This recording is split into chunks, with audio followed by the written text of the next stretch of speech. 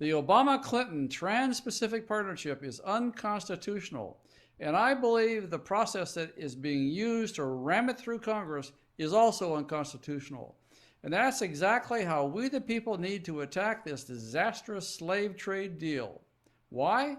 As the background image shows, in Vietnam, which is one of the Trans-Pacific Partnership Treaty partners, monthly wages for a manufacturing job average only $101 to $145 a month. So, if you want to keep your house, your job, your family fed, you need to pay attention to this video, so stay tuned. It's time for another blistering report from the front lines of the cultural war for a constitutional America. And now, here's your host, Charles Benninghoff. The Trans-Pacific Partnership, or TPP, is a proposed international treaty designed to allow foreign companies to bring foreign workers into the United States in order to replace American workers. These foreign workers don't even have to be paid minimum wage because the Trans-Pacific Partnership doesn't respect American laws. Anybody who's a partner to this Trans-Pacific Partnership Treaty can come here and apply their own home laws. According to Paul Ryan, Mitch McConnell, Barack Obama, and Hillary Clinton, this somehow will grow the American economy. What it will actually do is put you out of work. Today, I'll be talking about how the Constitution is being violated in order to railroad the TPP through Congress, and I'll also let you know how you can help us throw a great big monkey wrench into the works to defeat it. Barack Obama has sent a statement of administrative action to Congress, which is an official notice that he will submit the proposed TPP treaty within 30 days. That triggers a series of deadlines that Congress has to follow by law. The House of Representatives has to take a full floor vote within 60 days, and the Senate has an additional 30 days. Obama wants to ensure that his 12-nation treaty is passed before he leaves office.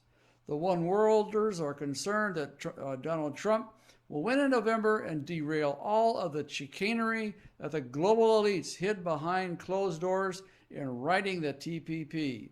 Several senators and representatives have claimed that the TPP is dead this year, and they'll just have to take it up in 2017. But believe me, Obama is going to call their bluff. Why? Because Congress passed Trade Promotion Authority, also known as Fast Track, last year, and therefore the House and Senate are required by an unconstitutional statute to vote up or down within the deadlines established in the Fast Track rules. Congress cannot amend the TPP bill, and here's the scariest part. Under Fast Track, the TPP only requires a simple majority vote at both the House and Senate level. How is this constitutional? No one can figure this out. I don't think it is. Under the treaty clause of the Constitution, a treaty requires the advice of the consent of the Senate and a two-thirds vote for ratification. The Constitution has not been amended to do away with that two-thirds requirement, so how is Congress getting away with this? Through Trade Promotion Authority, which has never been challenged in court. Not really challenged. A treaty is defined as an agreement between two or more nations. The TPP is a 12-nation agreement that will encompass 40% of the world's economy, and yet it is not being called a treaty. Think back to the North American Free Trade Agreement, or NAFTA. That mess, which shipped America's auto industry to Mexico and tens of thousands, if not hundreds of thousands of jobs to Mexico, was also passed under the Trade Promotion Authority by a simple majority vote. The Mexican government, on the other hand, recognized the truth. It called NAFTA a treaty and passed it as a treaty under the Mexican Constitution. When patriotic and workers' groups sued the federal government because the treaty was passed without the advice and consent of the Senate, federal courts refused to hear that case, saying it was a political question. Well, it's not a political question. It's a constitutional question. It's a question that affects the very fabric of our Constitution and whether or not particular clauses in the Constitution can be amended by simple laws. So this issue has really not ever been really decided by a court. I'm pretty sure that the Constitution cannot be amended just because Bill Clinton got away with doing it one time. So that's how we're going to attack the TPP next. The House of Representatives has a nonpartisan legal group at its disposal to look into questions like this. It is known as the Office of Legislative Counsel. We want to convince several members of Congress to submit this legal question to the Office of Legislative Counsel. Is it constitutional to pass a treaty by a simple majority vote? Of course, we say no, and we agree and believe that the Constitution will be upheld by Legislative Counsel. And that could delay Congress in voting on the TPP bill in time to amend Obama's timeline, especially if the public knows that this constitutional question has never been answered. And here's the beauty of this plan.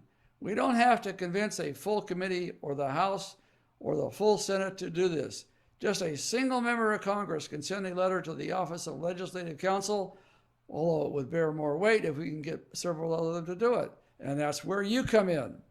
We are targeting some of the most conservative anti-TPP members of Congress for this campaign.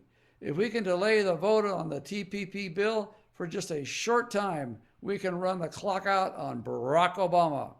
Then we'll have a big party and sing the Star-Spangled Banner on the day when President Trump takes the flamethrower to the 5,500-page Trans-Pacific Partnership on live TV.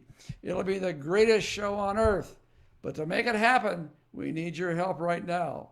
Start sending those personalized letters to Congress demanding an answer to the legal question of whether this treaty can be passed by a simple majority vote.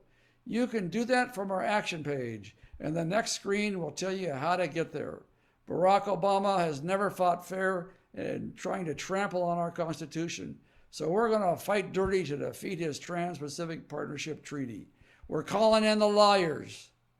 This is Charles Benninghoff signing off and wishing you freedom, fulfillment, and God's many blessings.